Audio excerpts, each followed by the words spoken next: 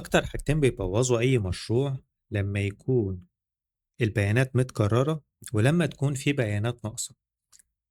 بيانات متكررة هتتحل من remove duplicates، وبيانات ناقصة هتتحل من فلاش فيل. أنا جمال إبراهيم، ودي قناتكم قناة مشروعك. يا ريت تتابعني، تضغط إعجاب لو الفيديو عجبك، وتكتب لي أي تعليق لو في حاجة عايز تسأل عليها. هنشوف مع بعض دلوقتي من الجدول ده الفلاش فيل والريموف دوبليكيتس. هنا جبنا الأسماء هي الاسم الأول والاسم التاني، ودي بيانات خدناها من الكشك بتاع عم أحمد. دول ناس راحت تشتري حاجات من الكشك.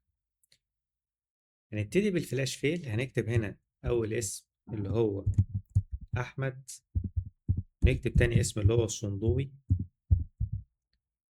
نقف هنا ونروح للفلاش فيل. دي هنلاقيها في الداتا تولز مكتوب فلاش فيل، والاختصار جنبيه كنترول بلس اي، ونضغط كنترول اي. راح ملا الأسماء كلها اوتوماتيك، الاسم الأول مع الاسم التاني. هو فهم الإكسل أنت عايز تعمل إيه.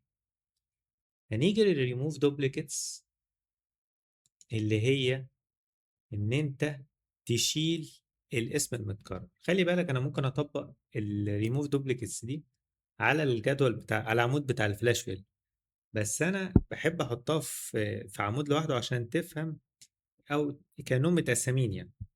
كنترول شيفت وسهم لتحت، وبعدين كنترول سي، كنترول باك سبيس عشان ترجع لنفس المكان، وكنترول في هنا، وبعدين اسكيب، وبعدين تضغط على الداتا، وبعدين هتلاقي فيه ايكون في الداتا تولز اسمها ريموف دوبليكيتس وعليها علامة الاكس. تضغط هيقول لك احنا هنطبق على الكل، قول له اوكي. طبق على كل حاجة، طبق على كل حاجة، وشال كل اللي متكرر.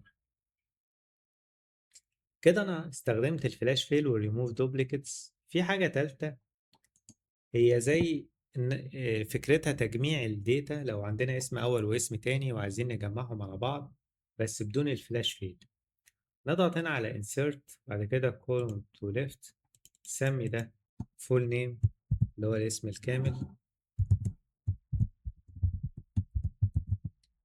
وبعدين الدالة بتاعتنا هتبقى equal، بعدين الاسم الأول اللي هو أحمد، وبعدين ركز معايا هنحط علامة and. بعدين الفرق ما بين الأول والتاني هو سبيس، فهنحط تو كوتيشن وسبيس، تو كوتيشن، وبعد كده علامة اند تاني، وكان نحط الاسم التاني، وكان نضغط انتر. جاب لي كل الأسماء مرة واحدة، برضو بمعادلة واحدة. لو عجبتك الفلاش فيل استخدمها، لو عجبتك دي استخدمها. المهم ان انت تجمع البيانات بتاعتك. اتمنى الفيديو يكون عجبك، ويا ريت لو عجبك تضغط متابعة، تعمل اعجاب. ان شاء الله اشوفك في فيديوهات جاية جديدة هتكون مهمة جدا عشان تبني مشروعك صح وتحلل بيانات مشروعك صح.